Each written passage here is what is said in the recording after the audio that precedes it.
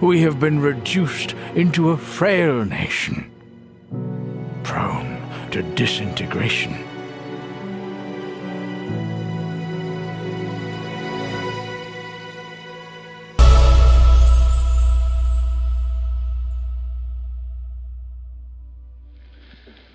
Toen, tijdens een agressieve militaire actie, zagen we het heel duidelijk. Een hele grote arend achter de Indonesische soldaten. Wat is dat voor een wezen? Wat ze Garuda noemen. Halo, selamat datang di podcast kita hari ini. Saya Ratu Indonesia, dan kali ini kita akan membahas topik yang sangat penting bagi kita sebagai bangsa, yaitu memperkuat nilai-nilai luhur dan demokrasi Pancasila. Mungkin sebagian dari kita sudah sering mendengar tentang demokrasi Pancasila, tetapi apa sebenarnya demokrasi Pancasila itu? Bagaimana sistem ini bekerja dan bagaimana prinsip-prinsip luhur Pancasila diterapkan dalam kehidupan bernegara kita.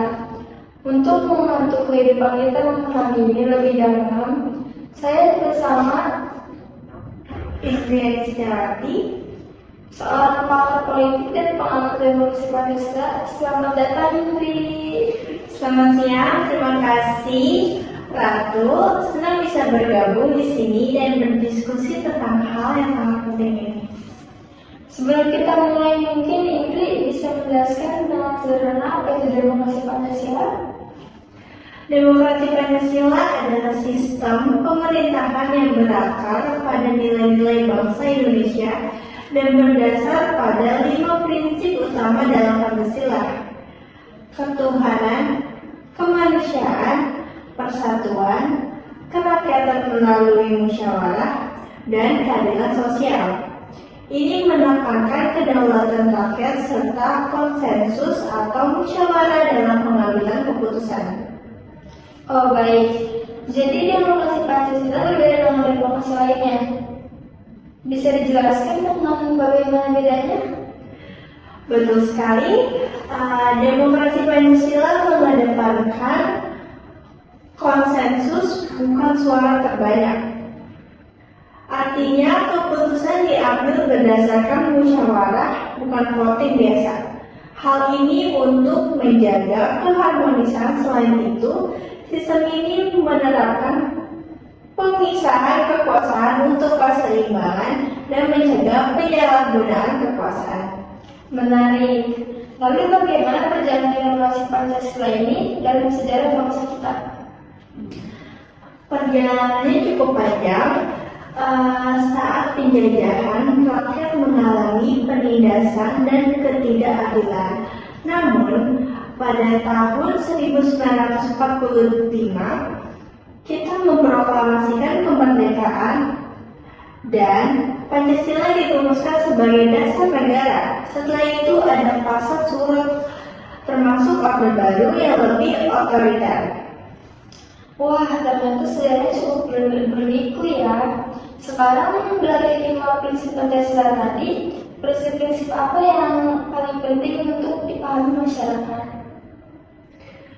Prinsip-prinsip utamanya tentu saja semua ketuhanan yang Maha Esa yang menekankan toleransi antar umat beragama, kemanusiaan yang adil dan beradab, persatuan Indonesia untuk menjaga nasionalisme, musyawarah dalam kerakyatan, dan keadilan sosial. Baik, cukup menarik. Lalu bagaimana implementasi nilai ini dalam kehidupan sehari-hari masyarakat?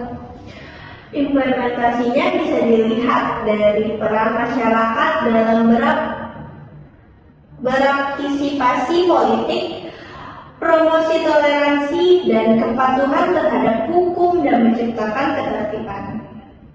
Cukup menarik juga nih buat saya. Terakhir nih, Indri, apa saja tantangan utama bagi demokrasi Pancasila di era globalisasi ini? Tantangan utamanya adalah mempertahankan nilai-nilai luhur kita di tengah derasnya arus budaya asing.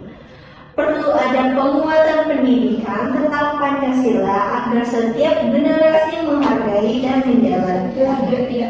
Baik Fikri dan pembahasan kita tadi, kira-kira apa yang bisa kita simpulkan mengenai Pancasila?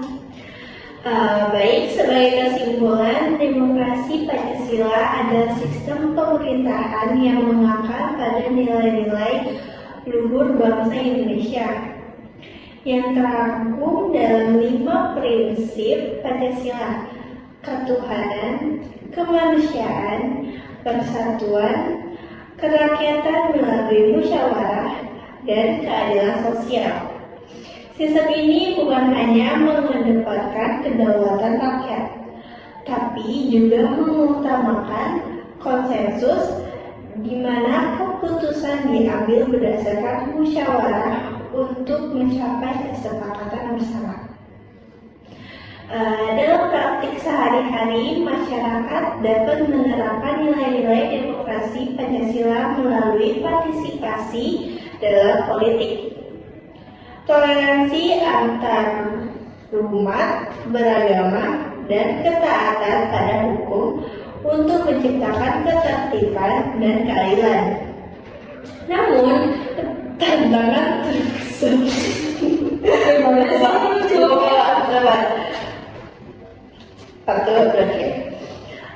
tantangan terbesar adalah mempertahankan nilai-nilai ini di era globalisasi. Penguatan pendidikan Pancasila dan kesadaran kolektif menjadi kunci agar demokrasi Pancasila tetap hidup dan relevan. Luar biasa, terima kasih Riani atas wawasan yang sangat berharga. Semoga ini bisa menginspirasi kita semua untuk lebih mencintai dan mengamalkan demokrasi Pancasila. Terima kasih kembali. Terima kasih juga untuk para pendengar yang sudah bergabung. Sampai jumpa di episode berikutnya. Dadah.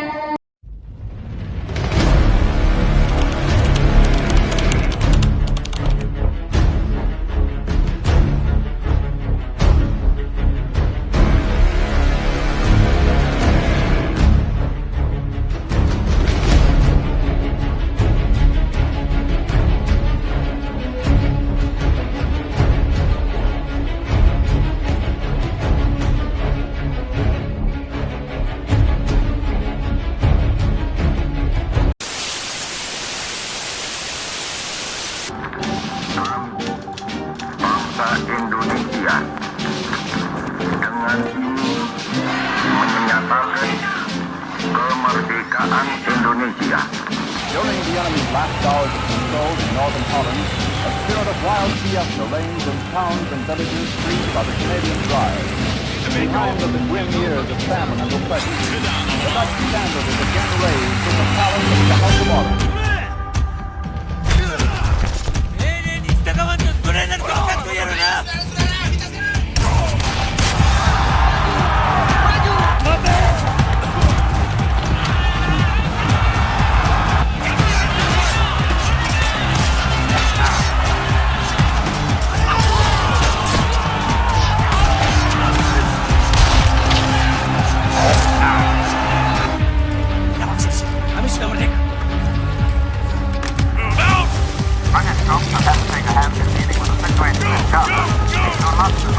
Unnecessarily involved in the political affairs of non-British territories and are urging to withdraw British troops as soon as possible.